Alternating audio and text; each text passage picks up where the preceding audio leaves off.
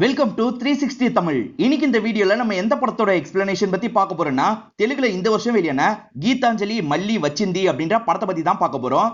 இது ஒரு பக்காவான ஹாரர் காமெடி படம்னு சொல்லலாம். கீதாஞ்சலி அப்படின்ற படத்தோட சீக்வலா தான் இந்த படத்தை எடுத்திருப்பாங்க. அந்த படத்தோட எக்ஸ்பிளனேஷனை கேட்டுட்டு இந்த எக்ஸ்பிளனேஷனை கண்டினியூ பண்ணீங்கன்னா கதை இன்னும் தெளிவா புரியும். அதுக்காக தான் கொஞ்ச நாளைக்கு முன்னாடி அந்த வீடியோவை போட்டிருக்கேன். நான் லிங்க் கொடுக்குறேன், பார்த்துட்டு வந்து இந்த வீடியோவை கண்டினியூ பண்ணுங்க. அப்படி இல்ல டைரக்டா இதை பார்க்க போறீங்கன்னா கூட ஓகே தான். இப்ப டைம் வேஸ்ட் பண்ணாம நம்ம நேரடியா எக்ஸ்பிளனேஷனுக்குள்ள போயிடலாம். படத்தோட ஸ்டார்டிங் சீனே ஒரு ஐடி கம்பெனியை நமக்கு காட்டுறாங்க. எல்லாருமே கிளம்புற நேரம் வந்துருது. ஒரு பொண்ணு இன்னொன்று பொண்ணை வெயிட் பண்ண சொல்லிட்டாங்க. ஆனா அந்த பொண்ணுக்கு வேலை இருக்கு போல. அதை சொல்லிட்டு அந்த பொண்ணு கிளம்பிடுறா. சரி வேலையை முடிச்சுட்டு நம்மளும் கிளம்புவோன்ற மாதிரி இவங்க தனியா வேலையை பாக்குறாங்க. இப்ப மேனேஜரை பார்த்து பேசுறதுக்காக வந்துடுறாங்க. மேனேஜரை பொறுத்த வரைக்கும் பொண்ணுங்க விஷயத்துல கொஞ்சம் வீக் போல.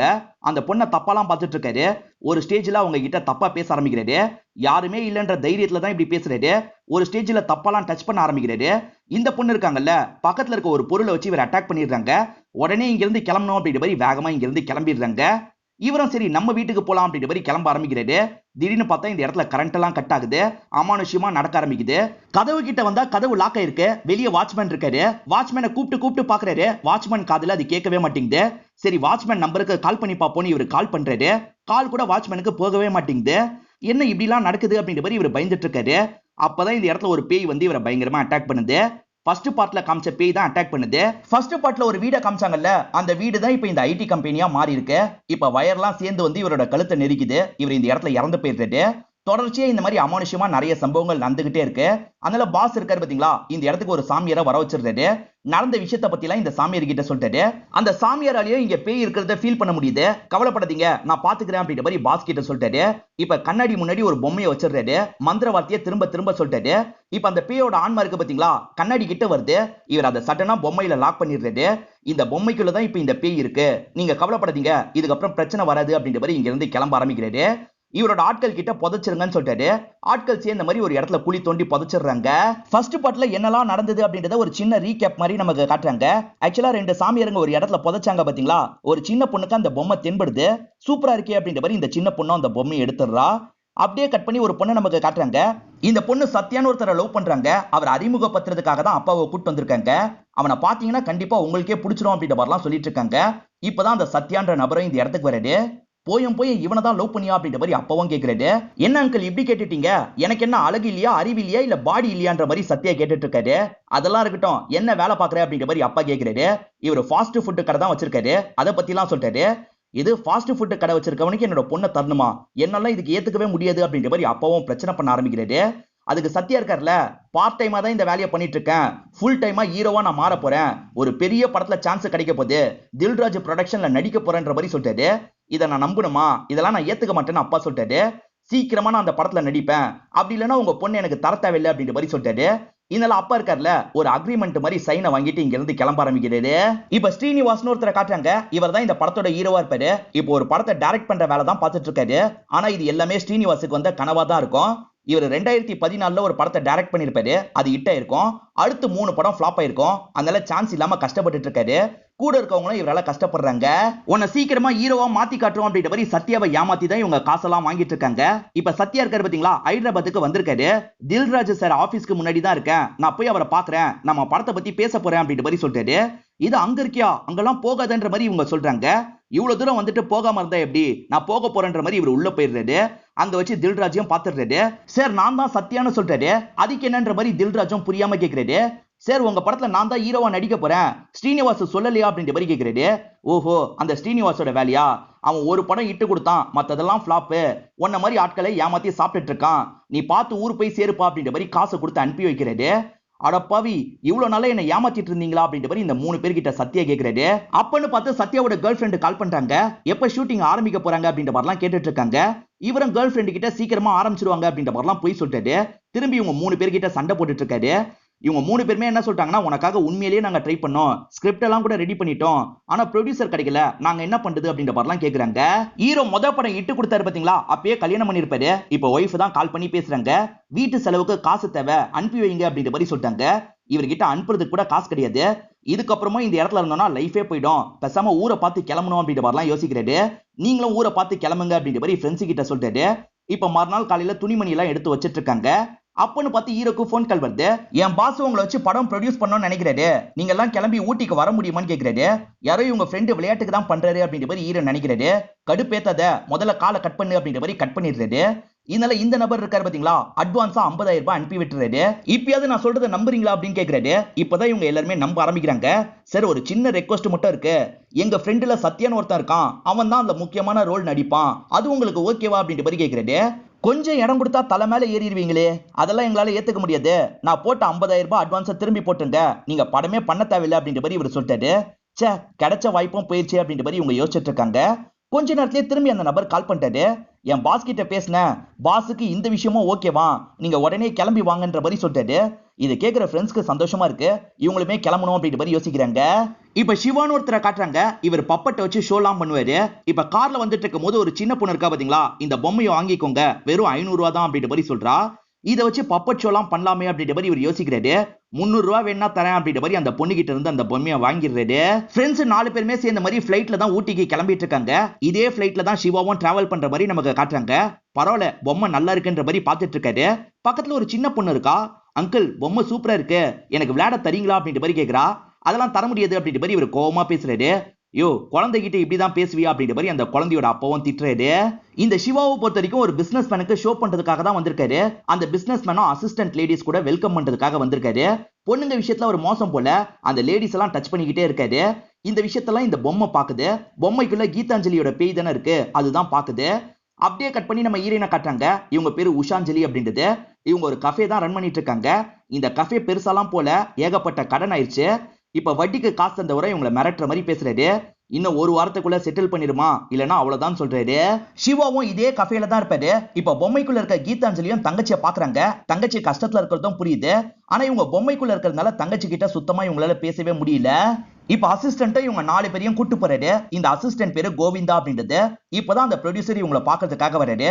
அந்த ப்ரொடியூசர் பேரு ராகுல் அப்படின்றது. ப்ரொடியூசர் என்ன சொல்றாருன்னா, உங்க ஃபர்ஸ்ட் படம் ஆரர் படமா இருந்தது, அது நல்லா போச்சு. அதுக்கப்புறம் வேற வேற ஜேர்னர்லாம் ட்ரை பண்ணீங்க, அது பெருசா செட் ஆகல. எனக்கு நீங்க பண்ற படம் ஆரர் படமா இருக்கணும், அதுக்கான கதை கூட என்கிட்ட இருக்கு, நான் சொல்றேன் கேட்டுக்கோங்கன்னு சொல்றாரு. சரின்ற மாதிரி இவங்க எல்லாருமே ஏத்துக்கிறாங்க. அவர் கதையை நரேட் பண்றாரு. என்ன கதை அப்படின்றத நமக்கு காட்ட மாட்டாங்க. ஆனா கேட்கிற ஃப்ரெண்ட்ஸ்க்கு ரொம்ப பிடிச்சிருது. சூப்பர் சார், பண்ணிரலாம், அதே மாதிரி ஒரு கேரக்டர் இவனுக்கு தரணும் அப்படின்ற மாதிரி சத்யாவா காட்டுறாங்க. அவ்வளவுதானே, பாத்துக்கலாம் அப்படின்ற மாதிரி அவரும் ஏத்துக்கிறாரு. கோவிந்தா இவங்களை அந்த பில்டிங்க்கு கூட்டு போ அப்படின்ற மாதிரி சொல்லிட்டாரு. எது அந்த பில்டிங்கா அப்படின்ற மாதிரி கோவிந்தா லைட்டா ஷாக் ஆகுறாரு. இப்ப கார்ல இவங்க எல்லாரையும் அந்த இடத்துக்கு கூட்டு போயிட்டு இருக்காரு. அந்த வழியா கார் போறத பார்த்து ஒரு டீ கடைக்காரரும் பயங்கரமா ஷாக் ஆகுறாரு. என்ன அந்த பில்டிங்க்கு ஆட்கள்லாம் போறாங்க அப்படின்ற மாதிரி யோசிக்கிறாரு. ஏன் அந்த பில்டிங்ல என்ன பிரச்சனை அப்படின்ற மாதிரி உட்காந்து இருக்கவங்க கேக்குறாங்க. இந்த டீ கடைக்காரரும் அங்க நடந்த விஷயத்தெல்லாம் சொல்ல ஆரம்பிக்கிறாரு. பல வருஷத்துக்கு முன்னாடி அங்க சாஸ்திரி அப்படின்ற ஒரு நபர் இருப்பாரு. அவரும் அவரோட ஒய்ஃபும் சேர்ந்த மாதிரி பொண்ணுங்களுக்கு டான்ஸ் கிளாஸ் எல்லாம் எடுப்பாங்க. அவருக்குமே 2 பொண்ணுங்க இருப்பாங்க. மூத்த பொண்ணு பேரு பாவனி, 2வது பொண்ணு பேரு மாயா அப்படின்றது. இவங்க 2 பேர் மேலயும் ரொம்ப பாசம் வச்சிருப்பாரு. மூத்த பொண்ணு ஒரு பையனை லவ் பண்ணிருப்பாங்க. லெட்டர் மாதிரி எழுதி வச்சுட்டு கிளம்பி இருப்பாங்க. இந்த விஷயத்த சாஸ்திரியால ஏத்துக்க முடியல. பயங்கரமா ஃபீல் பண்றாரு. அக்கா பண்ண மாதிரி நீயாவது பண்ணாம இருமா அப்படின்ற மாதிரி மாயா கிட்ட சொல்லிட்டாரு. மாயாவும் சரின்ற மாதிரி ஏத்திருப்பாங்க. ஆனா மாயாவுக்கும் ஒரு நபர் மேல லவ் வந்திருக்கும். அந்த நபர் கூட கொஞ்சம் கொஞ்சமா பழகலாம் ஆரம்பிக்கிறாங்க. ஒரு ஸ்டேஜ்ல அந்த நபர் கூட ஓடி போலான்ற மாதிரி முடிவு எடுக்கிறாங்க. மாயாவும் பேரண்ட்ஸ்க்கு தெரியாம கிளம்பலாம்னு நினைக்கிறாங்க. ஆனா பேரண்ட்ஸ் இந்த விஷயத்தை கண்டுபிடிச்சிடுறாங்க. அக்கா மாதிரி நீயும் ஓட பார்த்துட்டல, இதுக்கப்புறம் இந்த ரூம்ல தான் இருக்கணும் அப்படின்ற மாதிரி லாக் பண்ணிடுறாங்க. மாயா இருக்கா பாத்தீங்களா, கவலையில தீ வச்சு கொளுத்திக்கிறா. இதை பாக்குற பேரண்ட்ஸ்க்கும் ரொம்ப கஷ்டமா இருக்கு. அந்த தீ விபத்துனால அந்த பில்டிங்கே எரியுது. அதுல சாஸ்திரியும் ஒய்ஃபும் இறந்து போயிடுவாங்க. அதுக்கப்புறம் தான் அந்த பில்டிங்கை கெஸ்ட் ஹவுஸா மாத்திருப்பாங்க. அதுக்கப்புறம் தான் பிரச்சனையே ஆரம்பிச்சிருக்கும். ஓடி போற ஐடியாவோட சில லவ்வர்ஸ் வருவாங்கல்ல, அவங்களெல்லாம் குறி வச்சு அந்த பேய் சாவடிக்கும். என்ன ரெடி ஆயிட்டியா அப்படின்ற மாதிரி லவர் கிட்ட பேசுற மாதிரி பாய் ஃப்ரெண்ட் பேசிட்டு இருக்காரு. அப்புறம் தான் அந்த இடத்துல இருக்கிறது பேயின்னு தெரிய வருது. பேய் இருக்கு பாத்தீங்களா, இந்த பையனை மட்டும் கொடூரமா சாவடிச்சிருது. இதெல்லாம் பாக்குற பொண்ணுங்க பயந்து ஓடுறாங்க. இதே மாதிரிதான் வர எல்லாரையும் பேய் சாவடிச்சுக்கிட்டே இருக்கு. இறந்து போன 3 பேரும் தான் பேயா இருந்து இந்த விஷயத்தெல்லாம் பண்ணிட்டு இருக்காங்க. இது தொடர்ச்சியா நடந்துட்டு இருக்கு. அதுவும் ஆகஸ்ட் மாசம் மட்டும் தான் இது நடக்குது. ஏன்னா அவங்க 3 பேருமே ஆகஸ்ட் மாசம் தான் இறந்து போயிருப்பாங்க.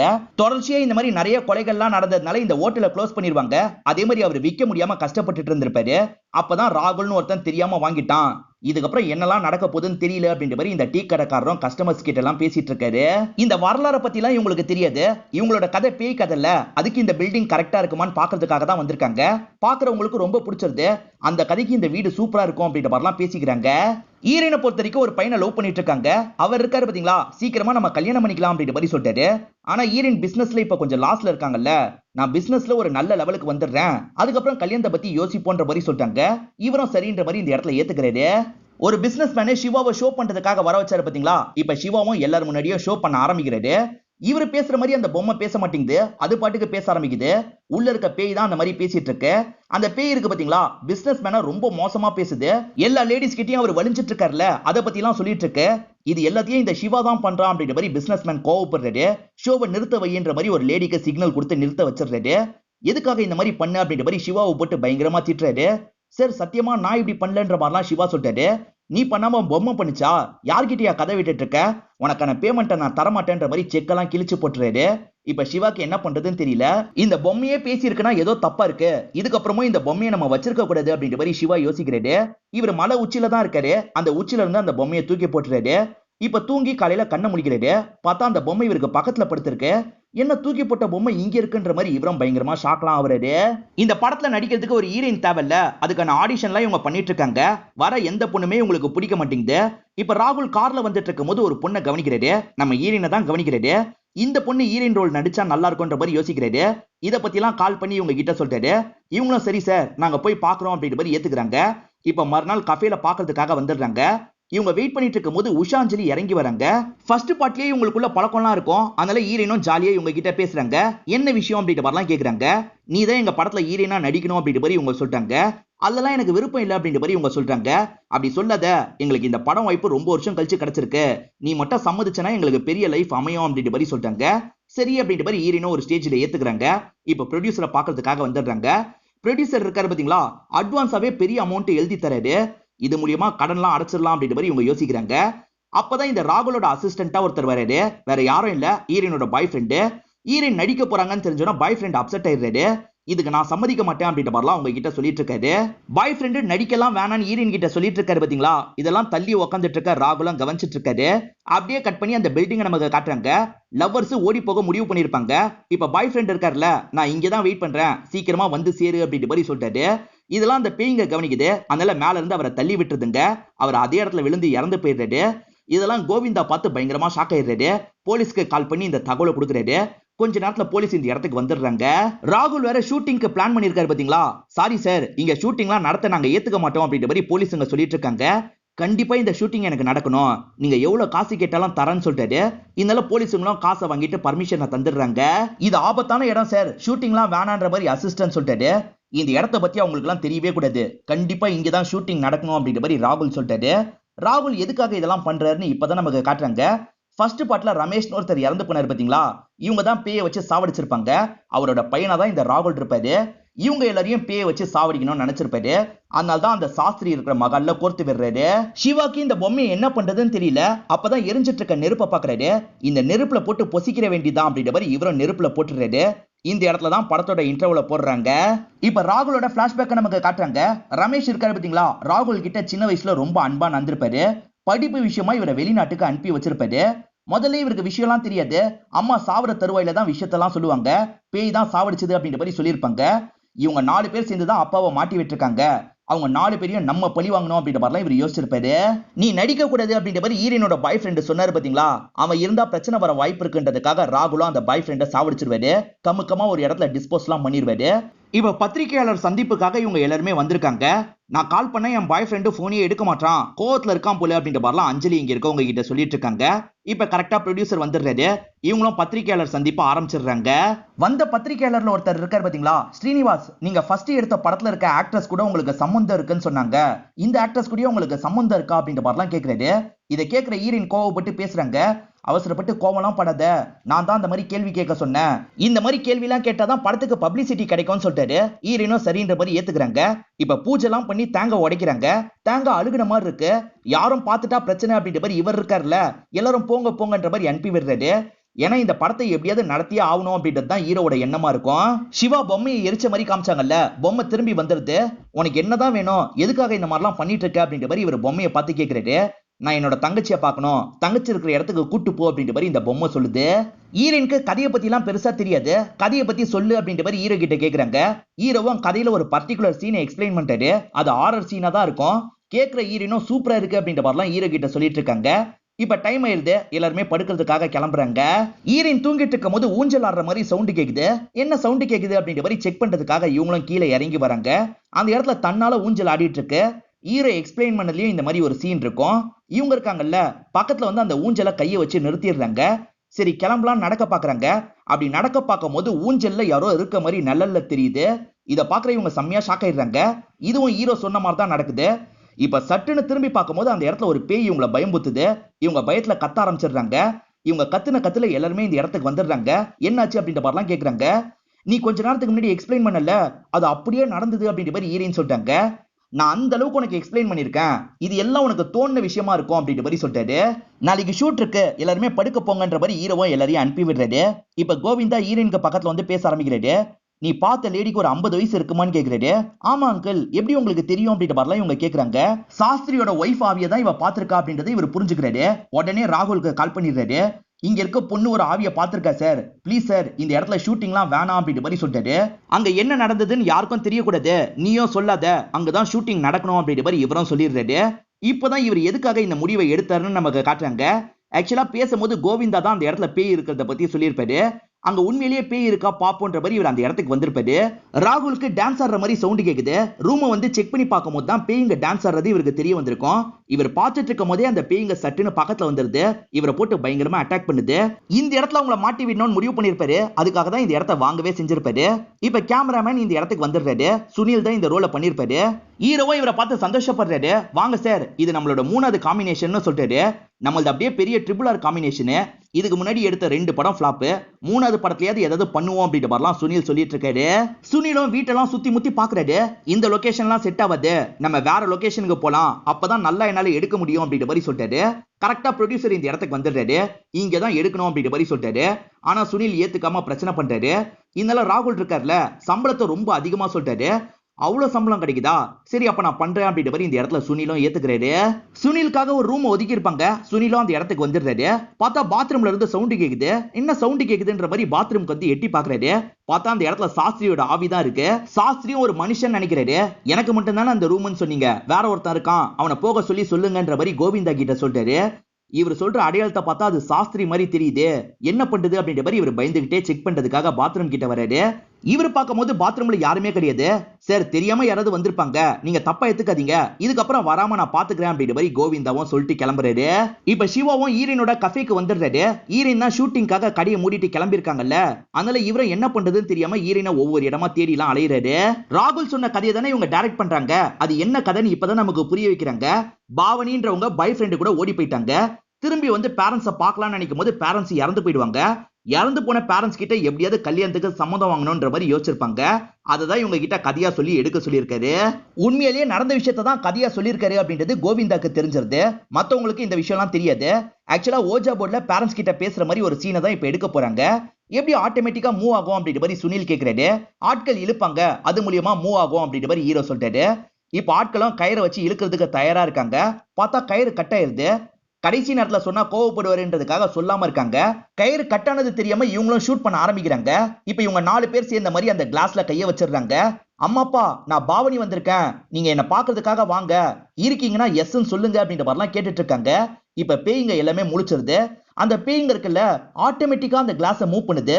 இப்ப மூவ் ஆன கிளாஸும் எஸ்ல போய் நிக்குது. இவங்களும் ஷாட்டை முடிச்சாச்சு அப்படின்ற மாதிரி நினைக்கிறாங்க.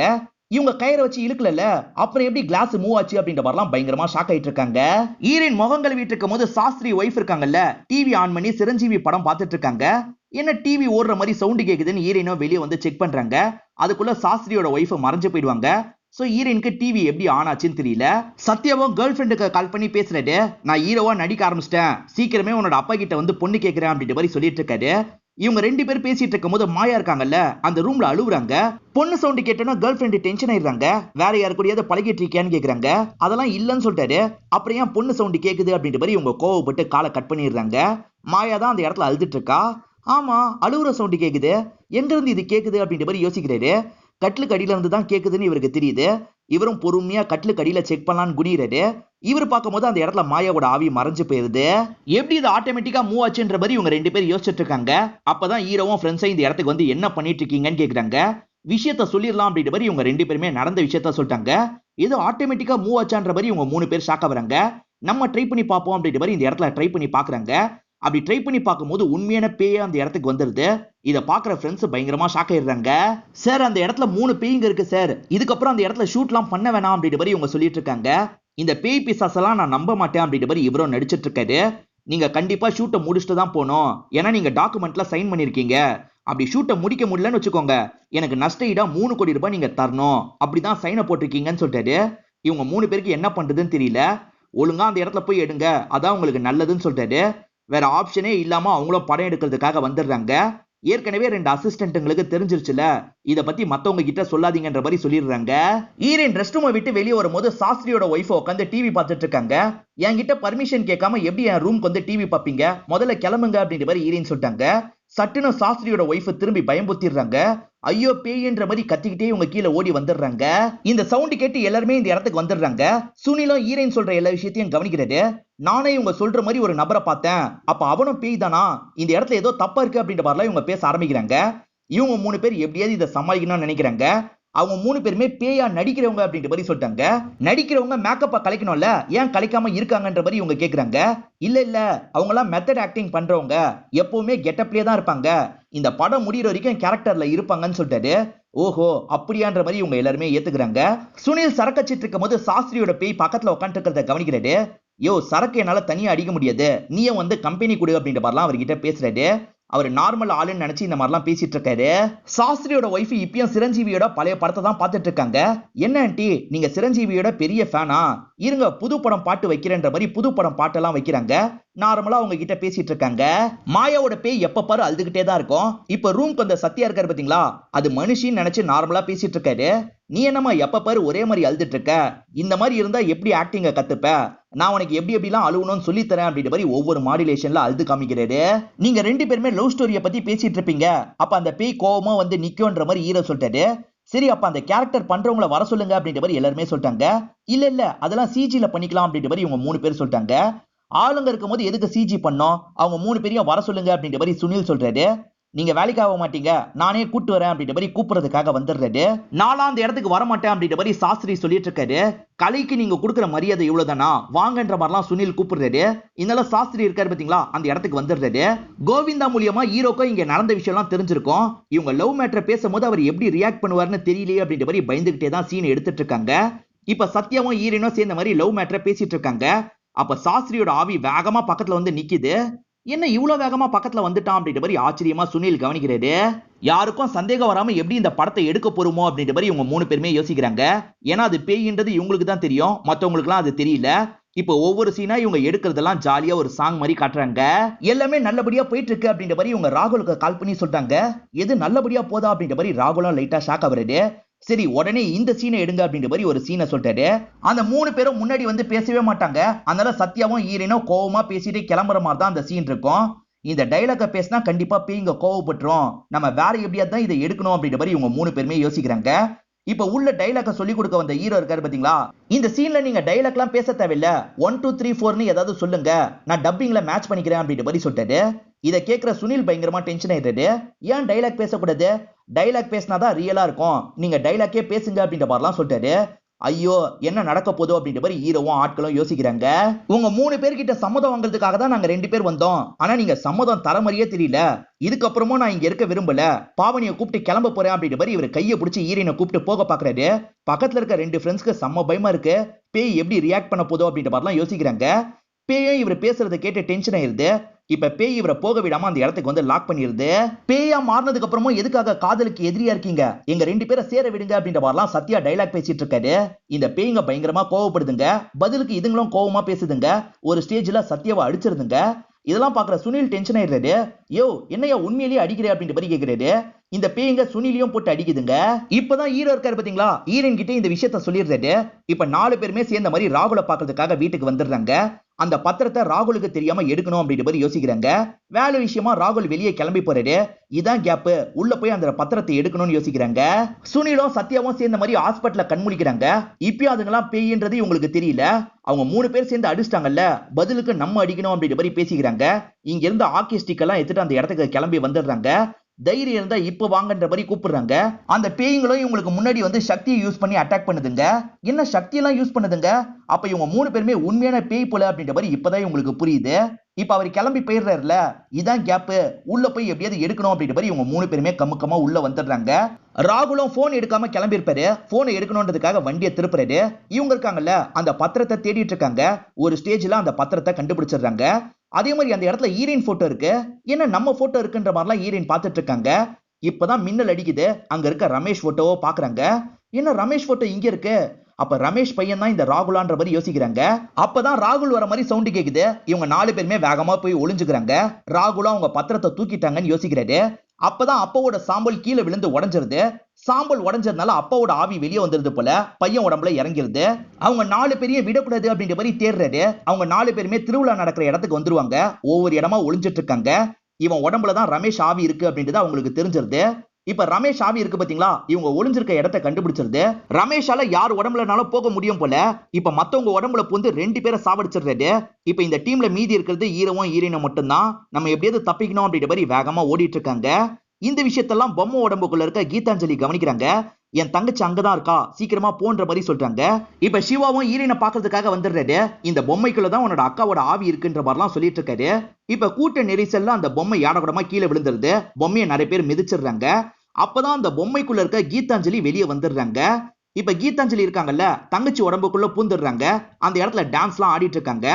அதை பாக்குற ரமேஷ்க்கு பழைய விஷயங்கள்லாம் ஞாபகம் வருது. இப்ப அந்த டான்ஸை ரசிச்சுக்கிட்டே ரமேஷும் பக்கத்துல வராரு. அப்படி பக்கத்துல வந்தவரு சடனா இவங்களை அட்டாக் பண்ணிட்டாரு. இவங்களும் தடுத்து சண்டை போடுறாங்க. பேயும் சண்டை போட்டுக்குது அப்படின்ற மாதிரி நமக்கு காட்டுறாங்க. 2 பேருமே இந்த இடத்துல ஈக்குவலா சண்டை போட்டுட்டு இருக்காங்க. இப்ப ரமேஷ் இருக்காரு பாத்தீங்களா, ஒரு கடப்பாரியை வச்சு இவங்களை குத்தணும்ன்ற மாதிரி வேகமா வந்துட்டு இருக்காரு. ஆனா ஈரன் இருக்காங்கல்ல, ஒரு கண்ணாடியை மறைச்சு வச்சிருப்பாங்க. இவர் ஓடி வந்துட்டு இருக்கும் போது கண்ணாடியை காட்டிடுறாங்க. அதே மாதிரி ஒரு பொம்மையை பின்னாடி மறைச்சு வச்சிருக்காங்க. அதாவது இவங்கள ஒரு சாமியார் லாக் பண்ணார்ல, அதே மாதிரி இவரை லாக் பண்ணணுன்றதுக்காக பண்றாங்க. அவர் உடம்புக்குள்ள இருக்க ஆன்மா வெளியே வரும்போது அந்த ஆன்மாவை பொம்மையில அடைச்சிடுறாங்க. அதே மாதிரி அடி வாங்கின ராகுலும் பறந்து போயிட்டு இருக்காரு. அங்க ஒரு சூளம் இருக்கு, அதுல குத்தி ராகுல் இறந்து போற மாதிரி நமக்கு காட்டுறாங்க. அதே சமயம் தங்கச்சி உடம்புக்குள்ள தானே கீதாஞ்சலி இருக்காங்க. இப்ப தங்கச்சி உடம்பை விட்டு வெளியே போயிடுறாங்க. இப்ப மேல போகும்போது தங்கச்சிக்கு டாட்டா சொல்லிக்கிட்டே கிளம்புறாங்க. இதோடயே இந்த படத்தை நமக்கு முடிச்சிடுறாங்க. இந்த படம் உங்க எல்லாருக்குமே பிடிச்சிருக்கோம் நம்புறேன். இந்த வீடியோ உங்களுக்கு பிடிச்சிருந்ததுன்னா லைக் பண்ணுங்க, கமெண்ட் பண்ணுங்க, மறக்காம 360 தமிழ் சேனலை சப்ஸ்கிரைப் பண்ணுங்க. தொடர்ச்சியா இந்த மாதிரி வீடியோக்கள் வந்துகிட்டே தான் இருக்கும்.